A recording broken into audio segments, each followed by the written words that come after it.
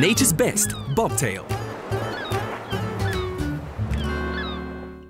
It's your feel-good breakfast show, eXpresso, on SABC3. And this morning I'm joined by Bob, our other presenter, as well as Karis, the animal behaviorist, to tell us more about why dogs get camera shy. Now, I've often tried to take photos of my dogs, and they always turn their heads, they never face the camera. Are dogs generally scared of cameras? You know what?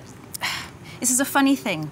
What dogs are responding to is less it can be the camera, but it's also the intense body language from people. Yes. So if we pretend, Lee, so that you and I are dogs, if I stare at you like this, it's very intimidating for a dog. So by leaning over and taking a picture, they can get very scared of it. And the clicking sound that some camera makes also can scare a dog. So what we have to do is desensitize them to a funny thing in front of your face and kind of the intense stare that comes from having your picture taken.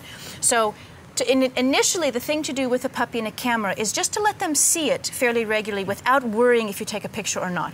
And you can put it in front of your face and take it away.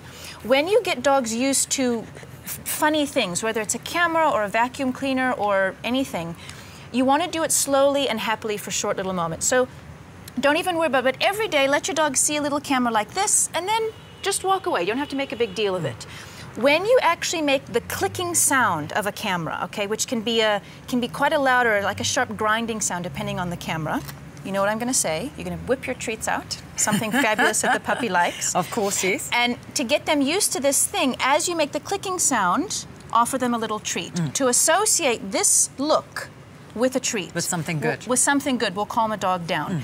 Now, a tip is that when you're going to take a picture of your dog that's on the ground, rather than leaning over, squat down like this. And if you are more on the dog's level, you look much less intimidating than you do. See, he likes the camera now.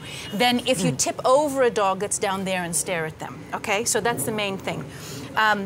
If your dog runs and bolts when they hear a camera, what I suggest you do is that you don't even worry about showing them the camera, but just carry it around quite often in the day so that it becomes part of your hand, it becomes part of their life, and they don't get such a fright with the whole thing, and then they will settle down with it. What about cell phone cameras? Is it the same thing? It can be the same thing. So again, I would show your dog the phone and show them the camera, offer them a treat without overdoing it, and then they'll calm down about the whole thing. And how do you make them stay and look into the camera? Oh, you know what, that...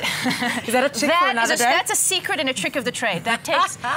That takes a lot longer. That's combining two different things. So for this, what we're talking about is just getting them used to a camera in your face. And as Bob gets older and more experienced with his training, we are going to teach everybody how to teach a dog to be a fabulous actor. Well, say thanks to Karis, Bob.